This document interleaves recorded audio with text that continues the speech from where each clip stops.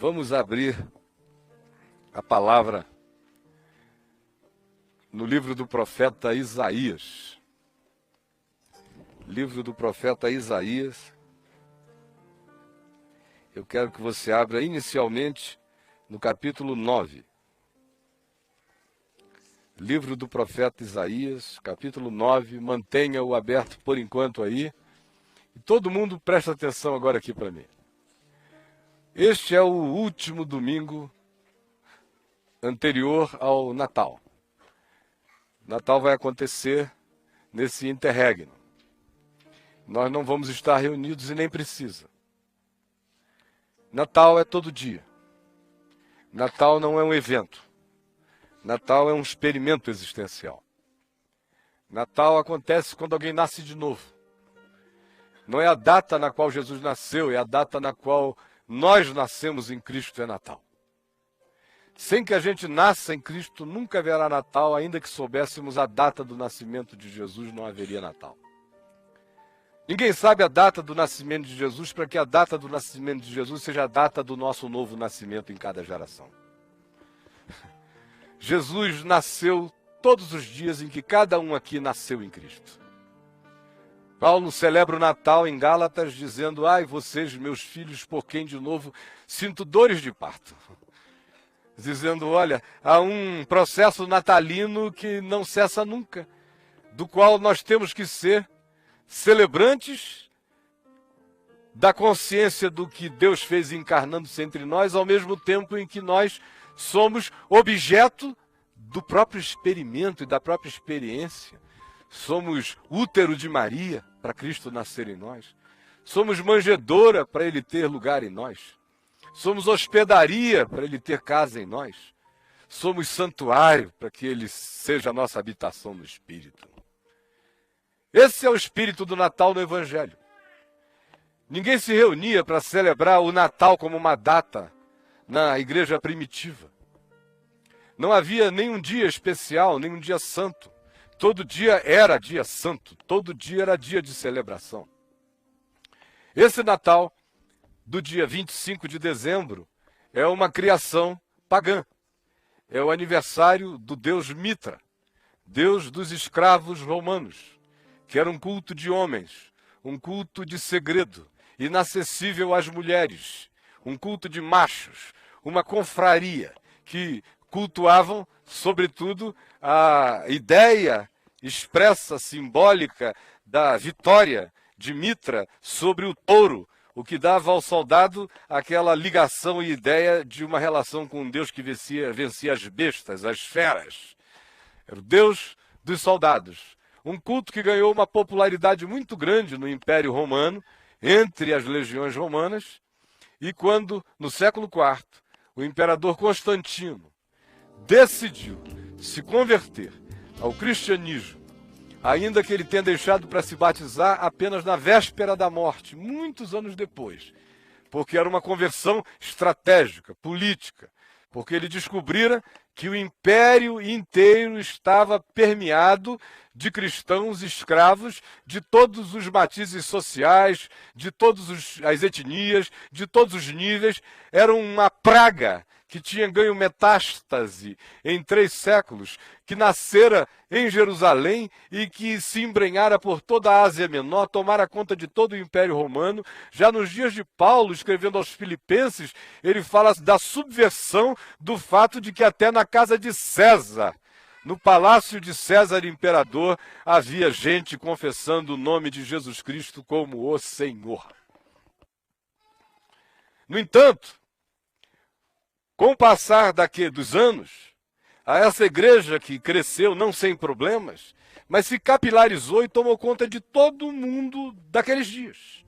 Não com uma demonstração de poder, mas apenas de vitalidade, de organismos vivos.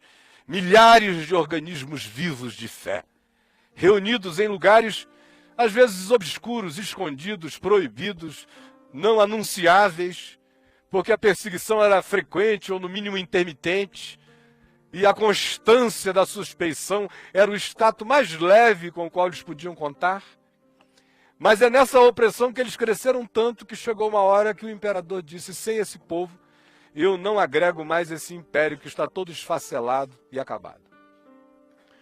Aí ele iniciou um processo de cooptação dos bispos cristãos, começaram os favorecimentos, começaram as terras, as propriedades, começaram as isenções de impostos. Daí depois, não só isenções de impostos, iniciaram tributações para a igreja. Depois se obriga todo o império a aceitar a fé cristã como fé oficial. Aí vem aquela legião de pessoas não convertidas para dentro da igreja, porque outra coisa era, quem se convertia pagava menos imposto. Aí mexeu no bolso, veio aquele monte de gente para dentro da igreja sem querer saber de Jesus, nem do evangelho, nem nada. Era só para estar na do imperador Constantino, pagar menos imposto e não virar cidadão de segunda categoria. Aí surgiu o cristianismo, que é essa hidra doida, maluca, que celebra o Natal de Jesus no dia do nascimento de Mitra, que incorporou todos os cultos romanos dentro dele. Que tem desde a rainha do céu, do culto a Ísis, identificado a Maria, a Mitra com Jesus, e a toda sorte de sincretismos que você quiser imaginar, habita essa umbrella, esse guarda-chuva chamado cristandade. Isso aí Jesus não criou. Isso aí não tem nada a ver com Jesus. Qualquer que seja a sua versão, nesse espírito não tem nada a ver com ele. Mas nem por causa disso, eu jamais tive qualquer problema com a data do Natal. Nem porque eu saiba que Natal acontece só como experiência existencial dentro de cada um de nós, e que se ele não for gestado em nós como uma experiência de Deus em nós, não há nenhum significado nessa celebração em nenhum momento, hora ou evento. Mesmo sabendo da corrupção da própria ideia do evento, e mesmo vendo nesses dias a morte do espírito de simplicidade, de fraternidade mínima que ainda congregava as pessoas até algum tempo atrás, em torno dessa data, ainda que a data não seja o importante, mas o momentum, pelo menos era um momentum de busca de encontro, troca, reconciliação, aproximação, família, aconchego, proximidade, conversas, de modo que o meu olhar do Natal, mesmo sabendo de todo esse sincretismo, nunca o misturei com ele porque ele era meu. E por que ele era meu? E continua a ser. Na data que eu escolhi, continuarei também a celebrá-lo nesta. Primeiro, estou falando do meu Natal. Primeiro, porque meu pai conheceu a Jesus nas vésperas do Natal. Segundo, porque eu fiz profissão com ele no dia de fé, no dia de Natal, com 13 anos de idade. Sem nem muita convicção, mas com convicção de que o que tinha acontecido nele era verdade. Eu fui fazer profissão de fé na fé do meu pai, grato porque era verdade. Tirei férias depois, um tempão, mas era verdade. Aí tem os acontecimentos marcantes da nossa vida. Deus sempre fez coisas lindas na casa dos meus pais, nas estações natalinas. Eu já contei aqui aquela história da minha procura da mulher com quem meu pai tinha tido um relacionamento durante 6 anos e que tinha sido uma dor enorme antes dele conhecer a Jesus. E depois dele convertido, eu vim a converter-me e fiquei cheio de compaixão acerca da mulher e fui atrás dela. Já contei em minúcias essa história em muitos lugares. O fato é que imaginem só quando eu cheguei em casa e disse para minha mãe que eu tinha ido procurar aquela mulher e que agora eu ia levá-la à igreja comigo e ela ia ser uma discípula de Jesus. A mamãe disse, amém, meu filho, mas por que eu? Por que você? Por que lá na igreja? Por quê? Coitadinha. E eu, não, mamãe, segura a onda aí.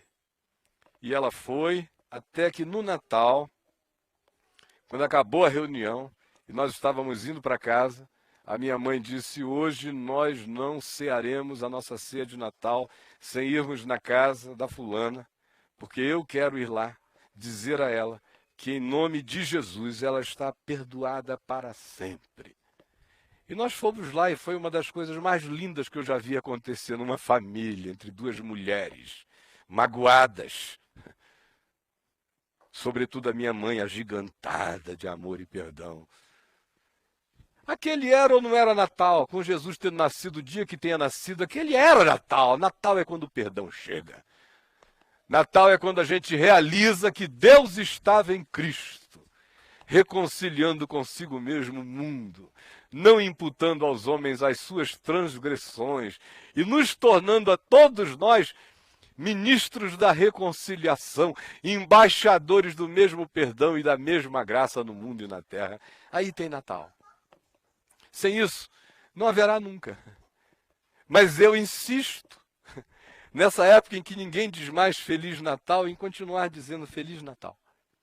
O pessoal hoje diz boas festas, Feliz Ano Novo.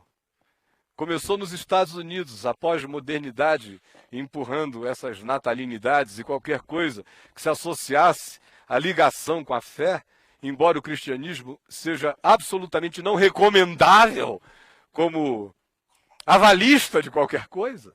Mas eu fui vendo na América, na década de 80, quando eles começaram a mudar o Merry Christmas por Happy Holidays. Happy Holidays, que é bons feriados, mas não era mais Feliz Natal. Aí logo depois, na década de 90, aqui no Brasil, foi mudando cada vez mais. E agora o Natal passou. Nem mais as luzezinhas nas casas. E aqui em Brasília foi sintomático. O Arruda acabou com o Natal de Brasília. Porque até 3 anos atrás ainda houve um Natal aqui com muita luz. Aí houve aquele do apagão arrudiano. E não acendeu mais. E é uma tendência nacional. O negócio está parando de piscar para todo lado. Não só nas luzes das casas, os vagalumes dos corações estão apagando. Apagando mesmo. E outra vez eu repito, não tem nada a ver com a data, tem a ver com o espírito, não importando datações. Nós não estamos falando de paleontologia, não queremos datar Jesus com carbono 14. Não é nada disso. Agora olhem bem para mim e abram Isaías no capítulo 9. Por quê? Porque eu queria que você lesse comigo hoje sobre o Natal contado 800 anos de Jesus nascer, o Natal antes dele acontecer historicamente. Segunda coisa que eu queria que você observasse, com todo carinho e atenção, é que existem falas de Deus sobre esse a quem ele enviaria. E depois existe uma fala absolutamente extraordinária de Jesus falando de si mesmo para Deus e para os homens. 800 anos antes da encarnação. E depois eu queria que a gente lesse ao final sobre o significado do que o Natal veio realizar, não como data, mas como experimento existencial que só se realiza pela fé no coração da gente. Primeiro Isaías 9, vamos ler? Quem lê na minha Bíblia, na versão que eu leio, que é a versão revista e atualizada da Sociedade Bíblica do Brasil, leia comigo em voz alta. Isaías 9. Mas para a terra que estava aflita, não continuará a obscuridade. Deus, nos primeiros tempos, tornou desprezível a terra de Zebulon e a terra de Naftali, mas nos últimos tornará glorioso o caminho do mar, além do Jordão, Galiléia dos gentios. O povo que andava em trevas viu grande luz, e aos que viviam na região da sombra da morte, resplandeceu-lhes a luz. Tens multiplicado este povo, a alegria lhe aumentaste. Alegram-se eles diante de ti, como se alegram na ceifa, e como exultam quando repartem os despojos, porque tu quebraste o jugo que pesava sobre eles, a vara que lhes feriu os ombros, e o cetro do seu opressor, como nos dias dos midianitas, porque toda bota com que anda o guerreiro no tumulto da batalha, e toda veste revolvida em sangue, serão queimadas, servirão de pasto ao fogo. Por quê, hein? Porque um menino nos nasceu, um filho se nos deu. O governo está sobre os seus ombros, e o seu nome será Maravilhoso, Conselheiro, Deus Forte, Pai da Eternidade, Príncipe da Paz, para que se aumente o seu governo, e venha a paz sem fim sobre o trono de Davi, e sobre o seu reino, para o estabelecer e o firmar, mediante o juízo e a justiça, desde agora e para sempre. O zelo do Senhor dos Exércitos fará isto. Vocês lembram que quando Jesus começou a pregar na Galileia, Mateus nos diz que ele se dirigiu a Galileia para se cumprir a profecia de Isaías 9. Por isso ele foi para a Galileia dos gentios. E o prosseguimento desse texto, 800 anos antes de Jesus nascer, estava nos dizendo que a resposta de Deus ao planeta não seria um advento cósmico, seria a irrupção, desde o ventre de uma mulher, de um filho que seria chamado Maravilhoso, Conselheiro, Deus Forte, Pai da Eternidade, Príncipe da Paz. E que seria no espírito dessa criança que haveria de surgir na terra um dia, um outro momento, mais adiante, quando dessa raiz a própria humanidade haveria de experimentar a reconciliação que todos os profetas sonharam, que todos os poetas da esperança poetizaram, que todos os seres de boa vontade desejaram, que todos os construtores de utopia tentaram alcançar, mas que só se realizará nele, no menino que já nos foi conhecido e revelado. E o capítulo 11 de Isaías agora continua nos dizendo o que acontecerá por causa dele, por causa do que ele já fez, por causa do fato dele já ter reconciliado consigo mesmo todas as coisas, dessa raiz histórica do rei Davi, da qual Jesus procede segundo a carne. Isaías 11 diz: do tronco de Jessé sairá um rebento, e das suas raízes um renovo. Repousará sobre ele o Espírito do Senhor, o Espírito de sabedoria e de entendimento. Esse é o Espírito de Jesus. Esse é o Espírito que está sobre mim. Esse é o Espírito Santo que em nós habita. O Espírito de conselho e de fortaleza. O Espírito de conhecimento, não de ciência, conhecimento de Deus e de temor do Senhor. Deleitar-se-á no temor do Senhor, esse que é Jesus, que já nos foi designado. Todo o prazer dele é o temor de Deus, por isso ele disse: a minha comida consiste em fazer a vontade daquele que me enviou. Eu como a vontade de Deus. Todo o meu apetite é pela vontade de Deus. Deleitar-se-á no temor do Senhor. Não julgará segundo a vista dos seus olhos. Mulher, aonde estão os teus acusadores? Não foi o que ele perguntou? Depois que ele mandou embora sem vara, só com a vara da sua boca, todos os que queriam apedrejar a adúltera. Nem eu tampouco te condeno, vai e não peques mais. Não julgará segundo a vista dos seus olhos, nem repreenderá segundo o ouvir dos seus ouvidos. Não irá na conversa de ninguém. Não se deixará impressionar por calúnias a respeito de ninguém. Nenhum acusador, nem na terra, nem no céu, nem embaixo da terra, tem o poder de mudar o coração dele a meu respeito. Ele me conhece, ele conhece você. Não repreenderá segundo o ouvir dos seus ouvidos. Ele sabe que as vozes da mentira, do engano, das viradinhas, das distorções, das perversões, das desconstruções são infinitas. Ele não julga segundo a aparência, mas segundo a reta justiça. Mas julgará com justiça os pobres e decidirá com equidade a favor dos mansos da terra. Ferirá a terra não com uma vara, uma bomba atômica, é com a vara da sua boca. E com o sopro dos seus lábios matará o perverso anticristo e tudo aquilo que seja antivida. Um sopro. A justiça será sempre o cinto dos seus lombos, e a fidelidade o cinto dos seus rins. O lobo, nesse dia, habitará com o cordeiro, e o leopardo se deitará junto com o cabrito. Que cena mais bizarra. O bezerro, o leão novo e o animal cevado andarão juntos, ficarão amigos, passeando por aí pelo campo.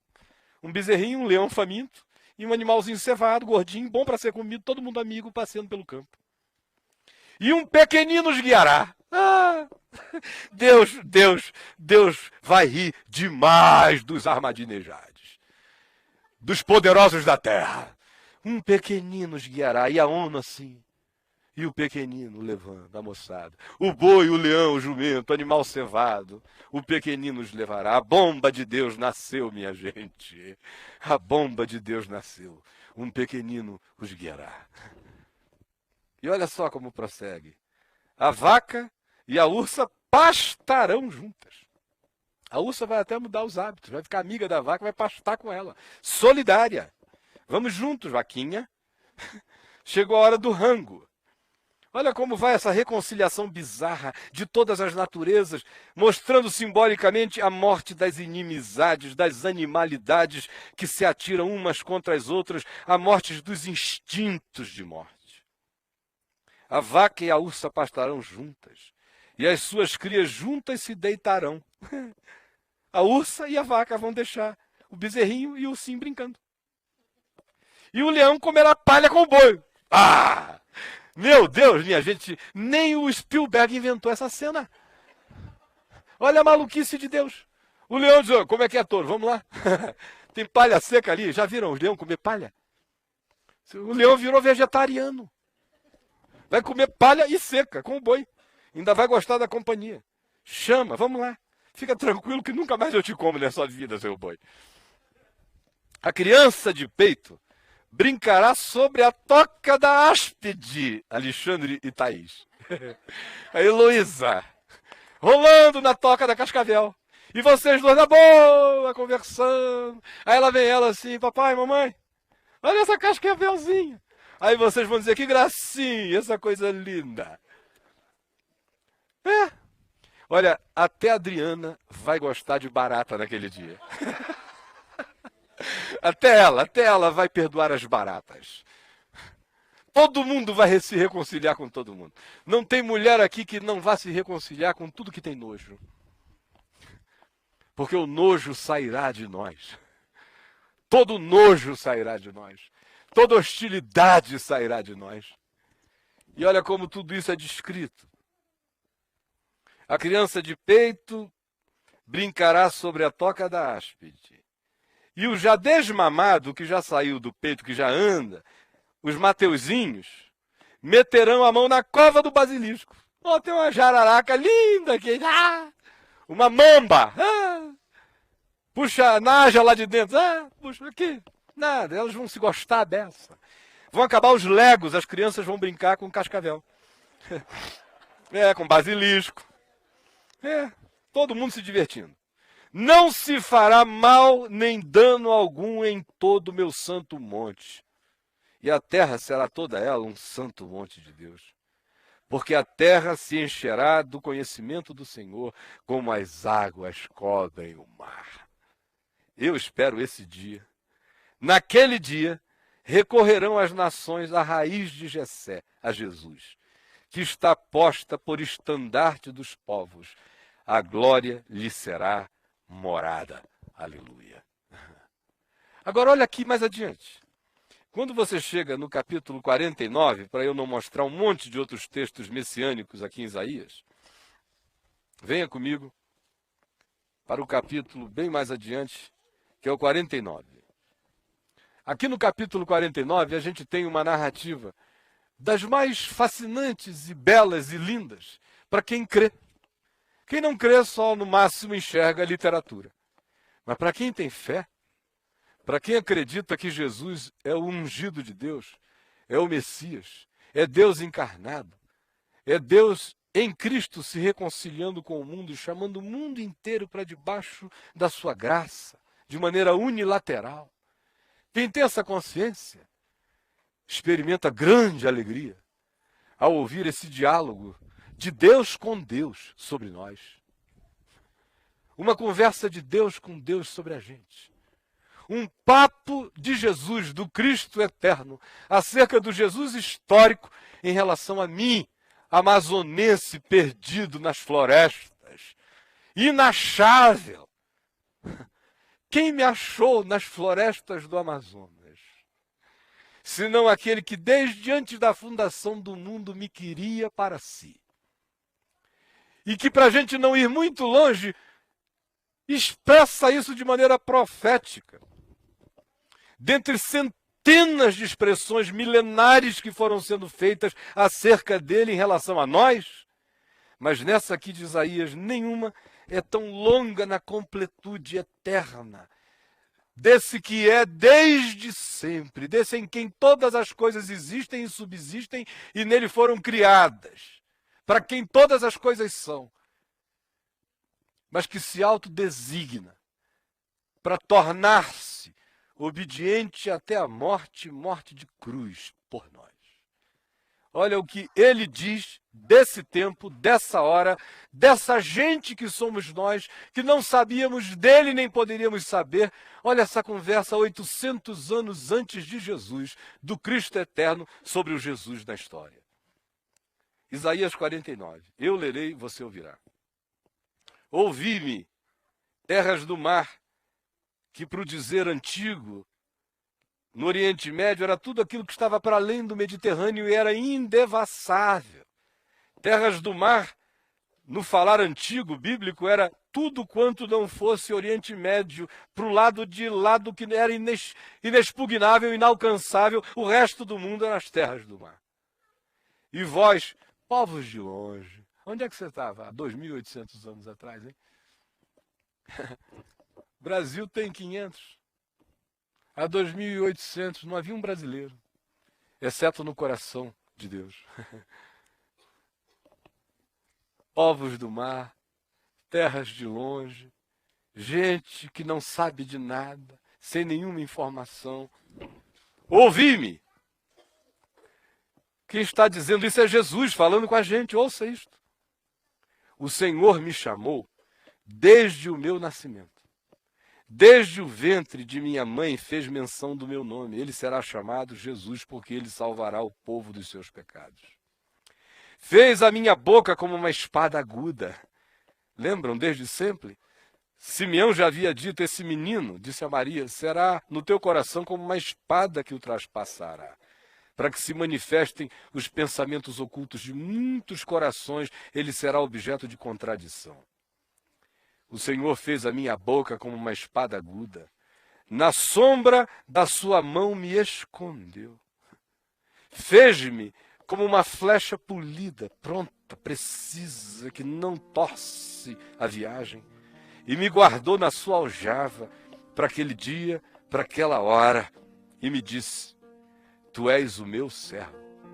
Tu és Israel, em ti eu chamo todo o meu povo pelo teu nome, tu és o representante de todo aquele que queira ser povo de Deus na terra. Por quem hei de ser glorificado, é em ti que eu me glorificarei. Aí Jesus disse que ouve isso do Pai, e eu mesmo disse. Você já ouviu essa fala de Jesus no Evangelho de Mateus, de Marcos, de Lucas, de João? Mas está aqui a fala dele, do Cristo eterno antes do Jesus histórico. É o mesmo que disse a Abraão, viu os meus dias e regozijou-se. É ele que está falando aqui com a gente. Então ouça essa voz. Antes do tempo, antes da encarnação, um Natal antes de haver datas. Olha como o Natal é tão insignificante como data. Eu mesmo disse, quando ele me indicou, em vão tenho trabalhado, inútil e vãmente gastei as minhas forças. Não é à toa que você olha para o caminhar de Jesus e ele é cheio de suspiros. Até quando eu vos sofrerei? Até quando estarei convosco? E depois a coisa inteira termina numa catástrofe. Parece que tudo foi vãmente gasto. Todavia, diz ele, o meu direito está perante o Senhor, a minha recompensa perante o meu Deus. Quando você quiser pensar em Jesus, hostilizado, perseguido, ameaçado, que veio para os que eram seus e os seus não o receberam, e que não foi acolhido, que não foi visto, que não foi discernido. Pense nisto aqui. Debalde tenho trabalhado, inútil e vãmente gastei as minhas forças, todavia o meu direito está perante o Senhor, a minha recompensa perante o meu Deus. Eu fico conhecendo a mente de Cristo quando eu fico sabendo que esse é o espírito da oração dele na presença do Pai. E agora pense nisso. Aquele que é designado para cumprir esses propósitos, na experiência com os humanos, diz: a experiência do encontro com o ser humano parece um trabalhar em vão. Apesar disso, de me sentir como quem vãmente gasta as suas forças, eu não me recompenso com as respostas. Eu coloco o meu direito perante o Senhor, meu Deus. Mas agora, diz o Senhor, isso é Jesus falando que o Pai tinha dito a ele. Mas agora diz o Senhor que me formou desde o ventre para ser seu servo, para que torne a trazer Jacó, que é o nome do Israel mais esfrangalhado, do Israel mais safado, do Israel mais calhordinha, do Israel mais tratante, do Israel mais barganhante. Ele diz: o Senhor me formou desde o ventre para ser seu servo, para que eu torne a trazer Jacó. Caio serve. Eu sou Jacó, não sei você, mas eu sou. E para reunir a Israel a ele. E Israel é mais do que o povo de Israel, é todos quantos confessam esse nome. Porque eu sou glorificado perante o Senhor, e o meu Deus é a minha força. Isso é o papo de Jesus com o Pai, com ele mesmo. Assim diz ele. Agora é ele dizendo o que o Pai falou a ele. Você percebeu que você está participando de uma conversa no Santo dos Santos? O pessoal fica querendo saber de religião de mistérios. Pelo amor de Deus. Entre no Santo dos Santos e assista essa conversa. Isso é misericórdia de Deus falando para fora do universo o que aconteceu nos escaninhos do Eterno. Olha só o que Jesus nos diz que o Pai disse a ele. Assim diz ele acerca de mim, diz Jesus: pouco é o seres meu servo, para restaurares apenas as tribos de Jacó, e tornares a trazer apenas os remanescentes de Israel. É pouco. Aquela Ciro Fenícia, lembram dela? Que caiu aos pés dele dizendo: é pouco. Quando ele disse: eu não fui enviado senão as ovelhas perdidas da casa de Israel. A mulher que nunca tinha lido Isaías, o que a mulher disse? É pouco. É pouco. Olha, as migalhas que caem debaixo das mesas alimentam o mundo. A mulher conhecia Isaías sem nunca ter lido. E Jesus deu aquele grito, lembram? Ó, mulher, grande a tua fé. Porque teve gente que nunca leu a Escritura, mas ouviu a conversa. E tem gente que vive lendo a Bíblia e não escuta as conversas do pai com o filho. E a Ciro Fenícia, fora de todas as geografias da religião, sabia, sem ter lido, sem ter sido informada. Porque o vento sopra onde quer, e porque o Senhor é bom, e a sua misericórdia dura para sempre. Assim diz ele: pouco é o seres servo, meu servo, para restaurares as tribos de Jacó e tornares a trazer os remanescentes de Israel. Também te dei como luz para os gentios. Aí entro eu na história. Entra você. Entra o Brasil. E o que lhe pariu também. Portugal. Para você não pensar mal. Entra todo mundo. Todos nós. É pouco. Só para Israel? Só para Jacó? É bobagem. A Ciro Fenícia vai ter razão um dia. A grande teóloga Ciro Fenícia assustar-te-á no dia do teu susto. Tu verás, cansado da jornada, indo te refugiares lá nas terras de Tiro e de Sidom, fora de Israel, cansado de perseguição, tu vais de novo ouvir a minha voz no tempo e espaço, não pela boca divina, nem da de um profeta, mas de uma mulher franzina, desesperada por uma filha endemoninhada em casa, que te perturbará, a qual não quererás atender, mas serás forçado pela demanda dela, e dirás que não poderás, porque estás apenas para gastares ainda em vão a tua força com esse povo de Israel, que é de dura cerviz, e ela te assustará dizendo que nada, pouco é para ti, seres apenas restaurador de Jacó. Dessa mesa que tu serves, até as migalhas salvam o mundo, podem chegar a todos os gentios. Também te dei como luz para os gentios, para seres a minha salvação até a extremidade da terra. Até a extremidade da terra. Agora olha aqui para mim. Nesse Natal, quando você pensar no planeta, não fique pensando com categorias do cristianismo, que divide a terra em Ocidente, Oriente e Ocidente. O Ocidente é quase todo cristão, o Oriente é cheio de multifacetamentos. Aí a gente vai ficando com essa cabeça de uma geopolítica perversa que não tem nada a ver com Deus. Deus não conhece nada disso.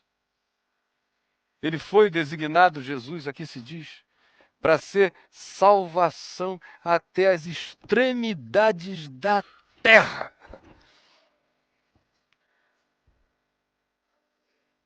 Pense em todo o ser humano agora, do planeta. Aquela mãezinha lá na faixa de Gaza, os milhares, milhões de indianos, de chineses, de japoneses, de povos que nunca ouviram esse nome, Jesus. E eu pergunto a você, você acha que porque a igreja nunca chegou nesses lugares anunciando o nome de Jesus, Jesus não se anunciou a essas pessoas? Quem foi que pregou a mulher cirofenícia? Para que ela tivesse o entendimento de Isaías 49, que teólogo nenhum em Israel tinha. Nicodemos não entendia nem as coisas que Jesus dizia a ele, o teólogo de Israel. Tu és mestre em Israel e não compreendes estas coisas? Quando você pensar no mundo, fique sabendo de uma coisa. Eu tenho o privilégio de andar pela terra como embaixador de Deus, ministro do Evangelho, anunciando reconciliação aos homens, rogando a todo homem que se reconcilie com Deus, porque Deus com ele já se reconciliou unilateralmente. No entanto, se eu não chegar, se você não chegar, se a nossa voz não se fizer ouvir, nem por causa disso Deus ficou sem sua própria voz. Como Paulo diz em Romanos 10, citando Salmo 19, por toda a terra se faz ouvir a sua voz e a sua palavra até os confins do mundo. A mulher cirofenícia não tinha ouvido ninguém, mas o coração tinha ouvido um segredo, que não chegou dizendo, olha, lê Isaías 49, versículo 18. Não, foi só uma certeza. Pá! Procura ele, vai lá onde ele está, bate na porta, arromba a porta de Deus, diz para Deus que é pouco você é apenas o salvador da casa de Jacó, que as migalhas podem chegar e salvar a terra inteira, que na tua casa qualquer migalha expulsa todos os diabos e que você não aceita menos. Vai lá e diz isso para ele.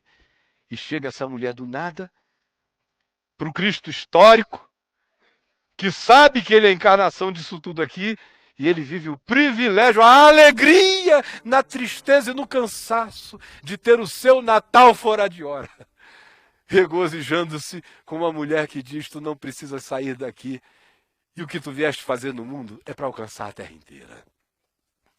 Então, quando você pensar agora no mundo, não o divida em religiões. Não há nenhum budista que não vá ouvir a voz de Deus, assim como não há nenhum cristão que não vá. Até os cristãos irão. Lembra de Joel, capítulo 2, verso 28? Que fala do grande derramamento do Espírito Santo sobre toda a carne? Se diz, naquele dia derramarei do meu espírito sobre toda a carne. Em meu nome profetizarão, os jovens terão visões, os velhos sonharão, os escravos profetizarão. E lá ele conclui dizendo, até sobre os meus servos e as minhas servas derramarei do meu espírito naquele dia, até vocês. Esse povo aqui é que dá trabalho, esse povo anestesiado, esse povo desemocionalizado, esse povo que solta pum na cara do sublime, esse povo que planta bananeira no santo dos santos, esse povo que coça o saco na Eucaristia eterna, esse povo cínico, esse povo safado, que ficou sacana de evangelho, é que dá um trabalho danado. Até sobre nós vai acontecer, imagina só. Sobre o budista é muito fácil. Confucionista é bem mais fácil. Ciro Finícias. Dura sobre judeu. Dura sobre crente do cristianismo que virou um judeu do cristianismo. Nós é que somos os caras mais atentados dessa história. Nós que dizemos eu sei. Jesus diz cuidado, quem diz eu sei pode estar dizendo eu sei sem andar na direção do que diz saber e está chamando sobre si um juízo muito maior. Quem não sabe não será julgado. Agora aquele que diz eu sei já está julgado pelo que diz saber. Então hoje, neste Natal, ouça essa voz eterna que diz: é pouco te restringir a judeus, a israelitas, a cristianismo, a religião, a etnias, a qualquer coisa eu te dei para que tu sejas esperança de todos os gentios e para que a minha salvação em ti cubra até as extremidades de toda a terra. Saibam as pessoas de Jesus ou não, quem quer que neste mundo morreu sem a informação e abriu os olhos na luz eterna, ficou sabendo que entrou na graça eterna por causa desse mistério que já estava realizado sem que a própria pessoa soubesse e nem precisava, porque Deus estava em Cristo reconciliando consigo mesmo ao mundo, não imputando aos homens as suas transgressões. Agora, privilégio maior é ficar sabendo e se tornar embaixador das boas novas no mundo. Viver com essa consciência firme e segura, não titubeante acerca deste fato jamais, mas sabendo que a informação não contém a graça que se esparrama como o vento, porque Jesus mesmo disse que essa graça de Deus é assim como o vento, que sopra onde quer, não sabes de onde vem, nem para onde ele vai, e não há ninguém que lhe peça CNPJ. Ele é absolutamente livre para fazer o que quer, aonde quer. Assim diz o Senhor, o Redentor e Santo de Israel, ao que é desprezado. É interessante que se diz isso de Jesus, que ele seria para todos, e ao mesmo tempo se afirma, assim diz o Senhor, o Redentor, o Santo de Israel, a esse Jesus, o Cristo. Ao que é desprezado, ao aborrecido das nações, ao servo dos tiranos, que ficou sendo jogado de um lado para o outro, vai para lá e para cá, o Senhor diz a ele, no dia do seu julgamento, os reis o verão, e os príncipes se levantarão naquele dia, e eles te adorarão por amor do Senhor que é fiel, e do Santo de Israel que te escolheu. Hoje, você ouve no mundo, e por causa do cristianismo perverso, como diz Paulo em Romanos no capítulo 1, o nome de Deus é blasfemado no mundo por nossa causa. Apesar disso, no entanto, fique sabendo, de todo o seu coração, que Jesus, que é aborrecido, que é desprezado, que de todos é visto como emblema louvável e no trazer para a experiência da vida desprezado e é rejeitado e é visto cada vez mais como coisa de somenos. No mundo de complexismos tão extraordinários, que mensagem de amor é essa que haverá de ser o centro pivotal de todas as coisas? Não há uma única autoridade na Terra que creia nisso. Eles creem nas armas, nas bombas, nos poderes. Mas vai chegar o dia em que esse que é o aborrecido e desprezado das nações, todo joelho a ele se dobrará, e toda língua acerca dele confessará que ele é o Senhor, para a glória de Deus o Pai. Os reis o verão e os príncipes se levantarão. E eles te adorarão por amor do Senhor que é fiel e do Santo de Israel que te escolheu. Agora imagina Jesus ali na frente de Pilatos, com Pilatos dizendo: por que tu não falas? Eu tenho o poder de te libertar ou de te mandar prender. Jesus diz: tu? Tu? Eu não vou nem considerar que eu estou falando uma escala muito baixa aqui com você. O pecado maior tem que estar sobre ti. Ele transferiu o negócio. Já que o negócio é na instância política, vamos tratar logo de Tibério Imperador. Aquele que te deu essa autoridade tem culpa maior. Agora, no coração dele, ele está ali com coroa de espinhos, todo esfolado. Mas o que ecoa dentro dele? Ecoa essa palavra dela, da qual ele se alimenta. Hoje tu és o aborrecido das nações, o desprezado dos tiranos, o rejeitado de todos. Mas eu te designei.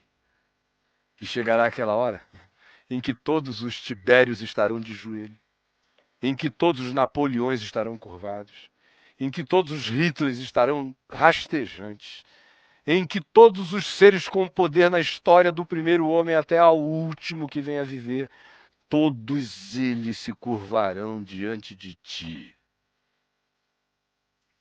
Agora imagina o que é ser Deus na contingência autodeterminada dessa impotência. De você levar na cara, literalmente. De levar na cara, de levar na cara, de levar na cara, de levar na cara, de levar na cara, de levar na cara. Aí como alguém essa semana me perguntou no Papo de Graça, por que Deus não faz alguma coisa? Por que ele não se levanta e quebra logo esse negócio todo? Eu respondi, graças a Deus, né? Não, né, meu irmão? Senão você era o primeiro a rodar se ele se levantar, né? Fica calmo, mano! Fica calmo! Não fica pedindo isso de Deus, não, porque você pode ir junto, rapaz. Geralmente quem tem esses ânimos assim furiosos são os primeiros a irem no pacote. Fica calmo, porque o Senhor tem o tempo e a hora dele. E nada saiu do seu controle. Agora eu vou ler bem rápido, porque eu já falei demais. Foi uma noite atípica, eu só estou lendo a Bíblia. Aleluia, né? Graças a Deus. Graças a Deus. Vou ler do verso 8 em diante, prestem atenção. Assim diz o Senhor. No tempo aceitável, é o Senhor falando com o Cristo eterno, Jesus da história de novo. No tempo aceitável, eu te ouvi e te socorri no dia da salvação, que é o dia da ressurreição. Guardar-te-ei e te farei mediador da aliança do povo, para restaurares a terra e lhe repartires as herdades assoladas, para reconciliares esse mundo de desigualdades. Para dizeres aos presos, não apenas aos das cadeias visíveis, mas aos de todas as cadeias visíveis e invisíveis, saí! E aos que estão em trevas, aparecei. Eles pastarão nos caminhos, comerão enquanto andam.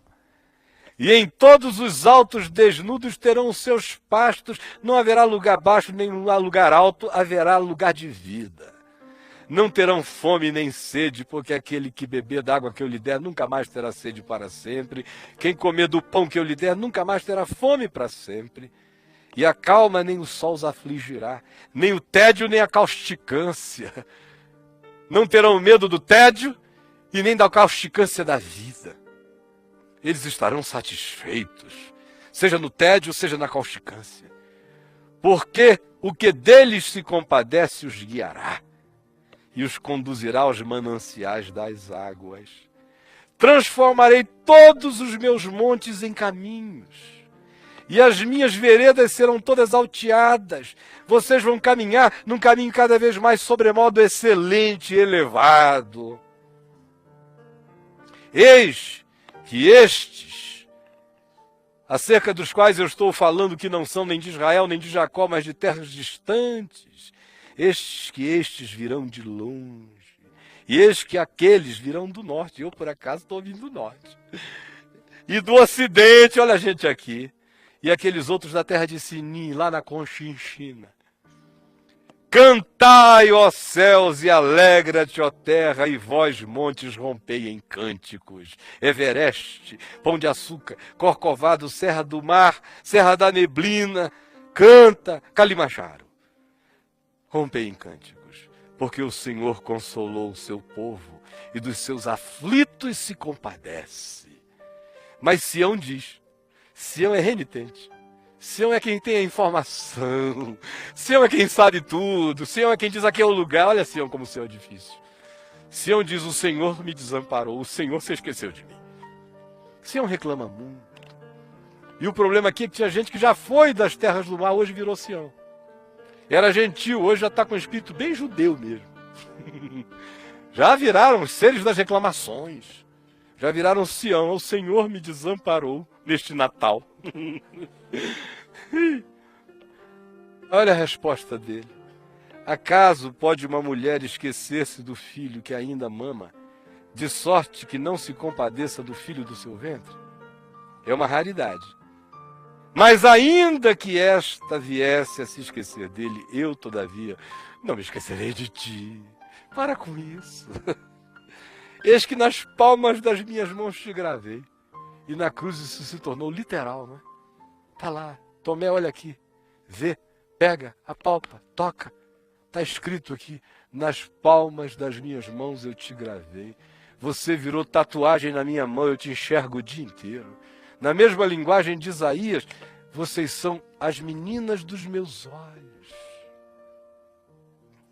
Eu jamais me esquecerei de ti. Eis que nas palmas das minhas mãos te gravei. E a tua casa, os teus muros, a tua vida existe continuamente perante mim. Aonde você vai sob a minha lupa. Os teus filhos virão apressadamente. Que eles venham, Senhor, todos eles a ti. Ao passo que os teus destruidores e os teus assoladores se retiram do teu meio. Aleluia. Levanta os teus olhos ao redor. Levanta e olha. Todos estes que se ajuntam vêm a ti. Tão certo como eu vivo, diz o Senhor, de todos estes vestirás como de um ornamento, e deles te cingirás como noiva. Pois quanto aos teus lugares desertos e desolados, e a tua terra destruída, agora tu, ó Sião, certamente serás estreita demais para os moradores, para o que eu estou trazendo. Até mesmo os teus filhos que de ti foram tirados dirão a ti, aos teus ouvidos, papai, mamãe, esse lugar está pequeno demais, que bênção é essa grande que chegou? E dirás contigo mesmo, quem me gerou este? De onde me nasceu tanta graça? Eu estava estéril, nada em mim se produzia, me sentia em exílio, em estado de quem está, e num momento de repelência da parte dos outros, quem, pois, me criou tanta graça? Como Paulo diz, bendito seja o Deus e Pai de nosso Senhor Jesus Cristo, em quem nós somos abençoados com toda sorte de bênçãos espirituais nas regiões celestiais em Cristo Jesus. Assim diz o Senhor, dirás contigo mesmo, onde estavam todos esses que eu não via? Eis que levantarei a minha mão para as nações, diante os povos arvorarei a minha bandeira. Eles trarão os teus filhos nos braços e as tuas filhas serão levadas sobre os ombros. Estava falando do retorno de Israel. Reis serão os teus aios. Os reis vão trabalhar para te servir, para te colocar no lugar que tu tens que estar. E as rainhas vão te dar o peito. Diante de ti se inclinarão com o rosto em terra e lamberão o pó dos teus pés. E saberás que eu sou o Senhor. E que os que esperam em mim nunca serão envergonhados. Tirar-se-á a presa do valente? Acaso os presos poderiam fugir ao tirano? Não. Mas assim diz o Senhor. Por certo que os presos se tirarão aos valentes e a presa do tirano fugirá, porque eu contenderei com os que contendem contigo e salvarei os teus filhos. Sustentarei os teus opressores com a sua própria carne. Quem te faz mal, se quiser comer alguma coisa, vai ter que comer a própria carne, mas a tua não. E com o seu próprio sangue se embriagarão. Se quiserem tomar porre, vão ter que beber seu próprio sangue. O teu não, nunca mais. Todo homem saberá que eu sou o Senhor, o teu Salvador e o teu Redentor, o poderoso de Jacó. Eu poderia continuar lendo o 54, o 53, o 54, o 55, mas não dá. Chega! Natal está aqui, minha gente. É hoje. É tudo isso aí. É esse segredo do Pai com o Filho que nos foi revelado.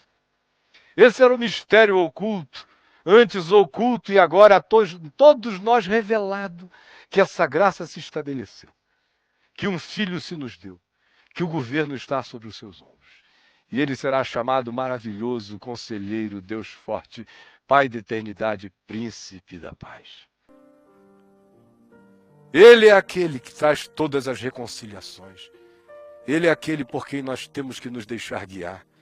Ele é o menino, resposta às complexidades do mundo. E ele é aquele que desde a eternidade está designado para ser salvação a todos os povos. Isto é Natal. Quem tem essa consciência vira um ventre para a gravidez de Deus agora. Vira Maria. Quem tem essa consciência diz, Senhor, eis aqui está o teu servo, a tua serva. Cumpra-se em mim a tua vontade. Eu quero ficar grávido de Deus também. Que o meu Natal seja a minha gravidez de Deus, em nome de Jesus. Quem quer ficar grávido de Deus, coloque-se em pé.